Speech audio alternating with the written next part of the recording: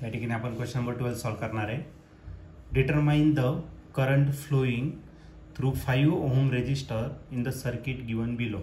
तर या 5 ओहम रेजिस्टरमधून किती करंट पास होतोय तो आपल्याला फाइंड करायचा आहे. तर या सर्किटमध्ये आपल्याला या ठिकाणी 2 व्होल्टचा सेल दिलेला आहे, त्याच्या खाली पण 2 व्होल्टचा आहे आणि या दोघांचा रेजिस्टन्स 2 ओहम इतका आहे. तर असं जर सेल कनेक्ट केलं तर या 5 ओहम रेजिस्टरमधून किती करंट पास होणार आहे ते आपल्याला फाइंड करायचं आहे. त्याचे 4 ऑप्शन आहे. तर त्याच्यापैकी पहिले जे ऑप्शन आहे ए ते आहे 8/3 एम्पियर, बी ऑप्शन आहे 9/13 एम्पियर, सी ऑप्शन आहे 4/13 एम्पियर आणि लास्ट डी ऑप्शन आहे 1/3 एम्पियर. तर या 4 ऑप्शनपैकी या क्वेश्चनचा करेक्ट आन्सर काय असणार आहे. चला आता आपण याला सॉल्व्ह करूया आणि मग डिसाईड करूया. तर या क्वेश्चनमध्ये आपल्याला करंट फाइंड करायचा 5 ओहम रेजिस्टन्स दिलेल्या सर्किटमध्ये. तर सर्वात पहिले ती सर्किट डायग्राम या ठिकाणी मी ड्रॉ करतो आणि नंतर मग आपण त्याच्यावरती डिस्कस करू. ठीक आहे. तर वरती आपल्याला एक सेल दिलेला आहे. ओके. आणि या सेलचं जे EMF आहे ते 2 व्होल्ट इतकं दिलेलं आहे आणि त्याचं जे रेजिस्टन्स दिलेलं आहे त्या सेलचा तो दिलेला आहे 2 ओहम इतका रेजिस्टन्स दिलेला आहे. त्याच्या बिलो परत आपल्याला एक सेल दिलेला आहे सेम तितकाचे 2 व्होल्ट इतका आणि त्याचं जे रेजिस्टन्स दिलेला आहे तो पण दिलेला आहे 2 ओहम इतका. तर हे दोन्ही सेल तुम्हाला सेम कॉन्फिगरेशनचे दिलेले आहे. त्याच्यानंतर आपल्याला या ठिकाणी आपल्याला एक एक्सटर्नल रेजिस्टन्स दिलेला आहे ज्याचा रेजिस्टन्स किती दिलेला आहे तर तुम्हाला 5 ओहम इतका दिलेला आहे. ओके. 5 ओहम इतका करंट रेजिस्टन्स दिलेला आहे. तर आपल्याला विचारलं आहे की या 5 ओहममधून किती करंट पास होणार आहे तो आपल्याला या ठिकाणी फाइंड करायचा आहे. तर एकदम सिंपल आपण याला काय करू, याच्यातून हा पॉझिटिव्ह टर्मिनल आहे आणि हा निगेटिव्ह झाला.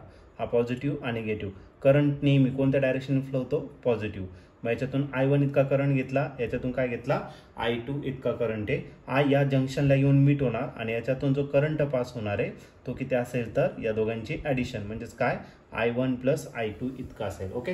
हा 5 ओहम रेजिस्टन्समधून या ठिकाणी पास होणार आणि पास होऊन तो पुन्हा या ठिकाणी आल्यानंतर याच्यातून जो करंट पास होणार आहे तो पुन्हा I1 इतकाच असेल. ओके. आणि जो खाली करंट पास होणार आहे तो किती असेल तर I2 इतकाच असेल. ओके.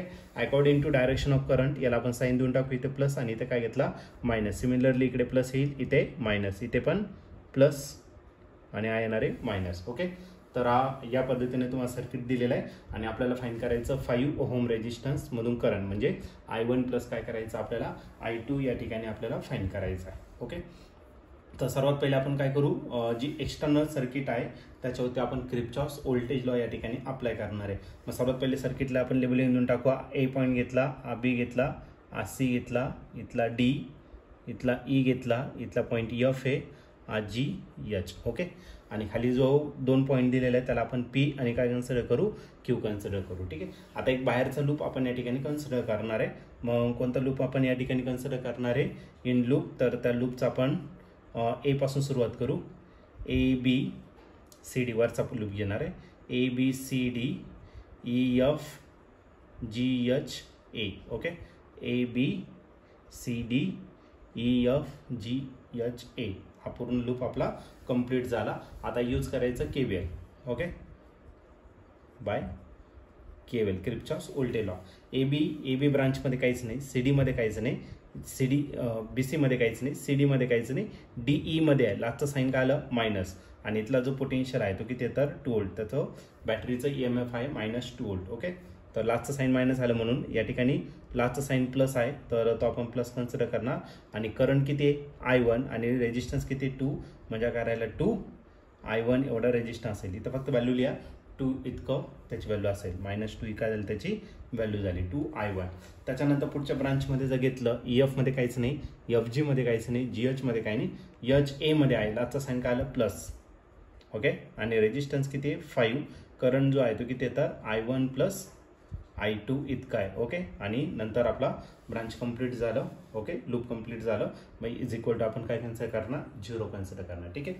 हा मायनस आहे, राईट साईडला काय करू आपण त्याला प्लस. मारायला 2 I1 5 ने जर मल्टिप्लाय केलं तर 5 I1 + 5 I2 is equal to हा -2 होता, इकडे काय केला 2. ओके.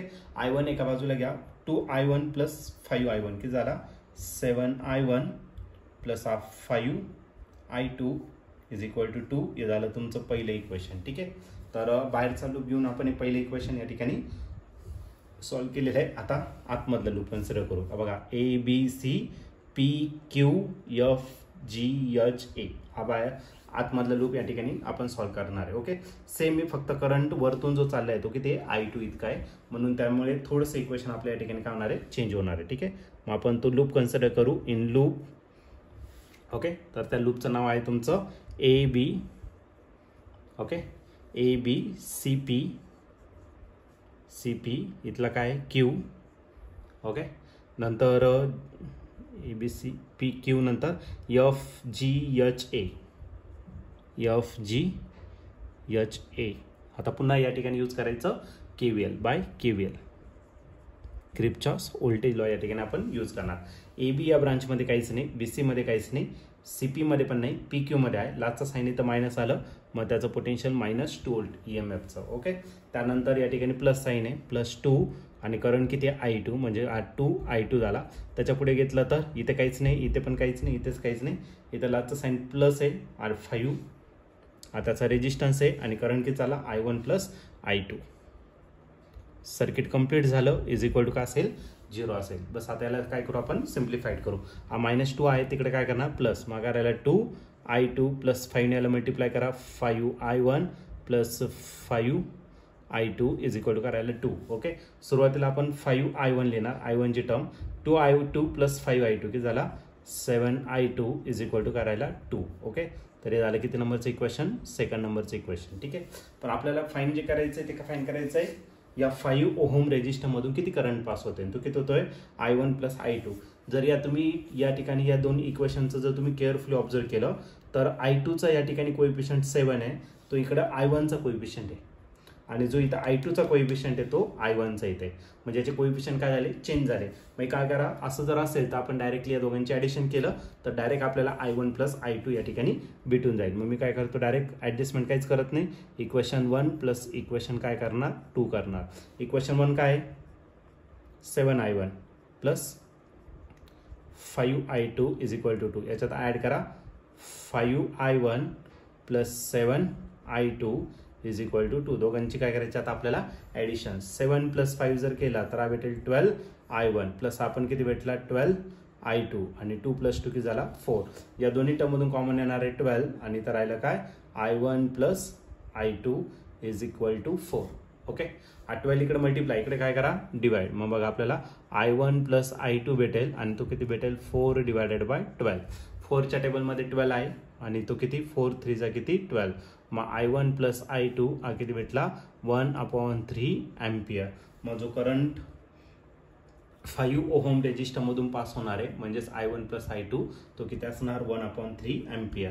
आणि या ठिकाणी ऑप्शन जर बघितलं तर ऑप्शन नंबर D जो आहे तो या ठिकाणी आपला करेक्टली मॅच होतोय. मग या क्वेश्चनचं जे आन्सर असणार ते ऑप्शन D. ऑप्शन D म्हणजेच current flowing through 5 ohm resistance is 1/3 ampere.